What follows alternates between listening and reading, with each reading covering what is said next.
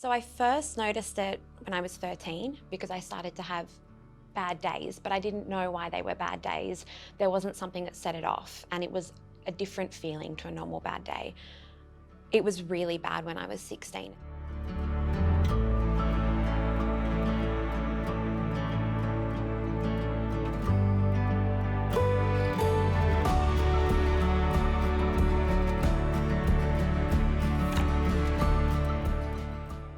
So my name is Alida Dreyer. I am a senior analyst in the DMS function.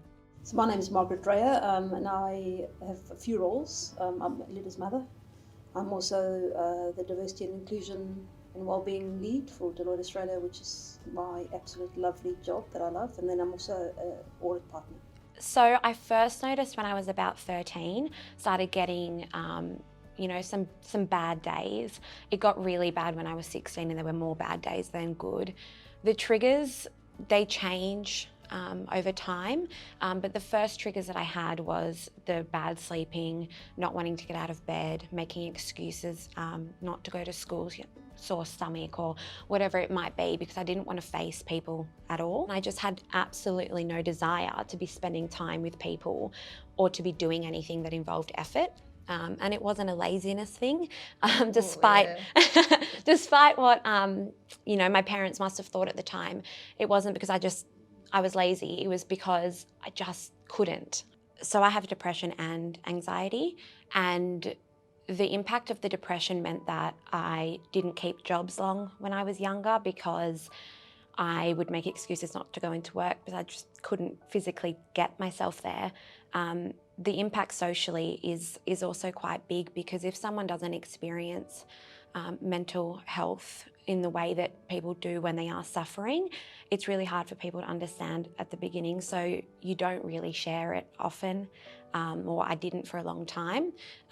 So socially it gets really, really hard as well. I realised that I can't keep going on like this, and that it wasn't normal to feel like this. That at the beginning, I thought it was just something that everyone goes through. But at the age of 16, when I realised that my friends weren't going through what I was going through, that's when I realised I really needed help. The first person I told was actually my GP. I didn't tell my family straight away because there is that stigma around mental health, and or some people just say, we all have bad days, you'll be okay. So the first person I told was my GP, and got straight into counselling. Shortly after I told my GP, because I said to him that I'm not feeling great, something might be wrong, and we did the questionnaire that you do that puts you on a scale of how depressed are you, and it was quite high. So he encouraged me to tell my family, and I actually told my dad first because it was just easier to tell Dad, and then we had that discussion with my mum, and I think we kept it from my brother for a while because he was quite young. Many parents will understand, if you're the parent of a teenager, you tend to think they're just difficult. So we probably didn't realise that there was something amiss until age 16. And if I'm really honest, we thought she was just being a difficult teenager, which you read about in your first child, you think that's what it is. So in hindsight, the signs were there, we just didn't pick them up. You're worried about your child, you love your child, and you want them to be happy, and you want them to be out and enjoying life and doing all the fun stuff that we could offer her. I mean, we immigrated to this country to offer my kids a future. And it was like she wasn't taking those opportunities. So we offered it. It just took a longer time than we thought, than it should have, I suppose. It was really hard because you don't want to be a disappointment. You don't want to be a letdown. So sharing that something is wrong with you and you don't know why, because you've been given everything in life and you're in a loving family and you do have a roof over your head, was hard. But my parents were so supportive. They encouraged me to go to counselling. They were good when I had my bad days. So they understood that I might get a little bit snappy or I might get a bit emotional over the smallest things.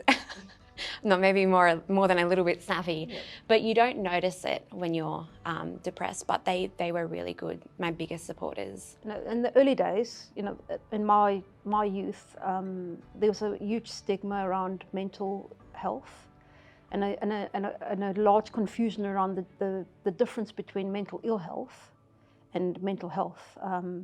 So it took a while for us to just come to terms with it, and then understand how do we support her to make her better. You love them to start off with, and you accept them for who they are. And then you're just there for them. So, you know, we Jan and I, my husband, made sure that one of us was home more than normal. We're both working parents, so, and a partner at Deloitte, ours are big. So we made sure someone's there, and there were never extended periods of time where Alida was not, someone wasn't there to just be there for her. So, you know, holidays and that sort of stuff, she was always with us.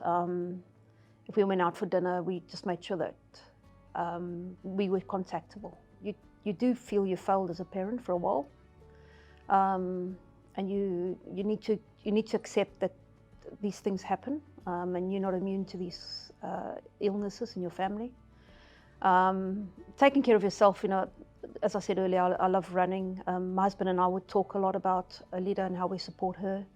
We were open as a family with each other, and I kept on reminding myself it's mental well-being, not mental ill health, because that stigma, and you know, some extent it's hard to talk to your mates about it, because it's not something that at that stage was as acceptable a norm as it is today in society. It's okay to ask for help, and it doesn't make you weak, and it doesn't mean there's something wrong with you.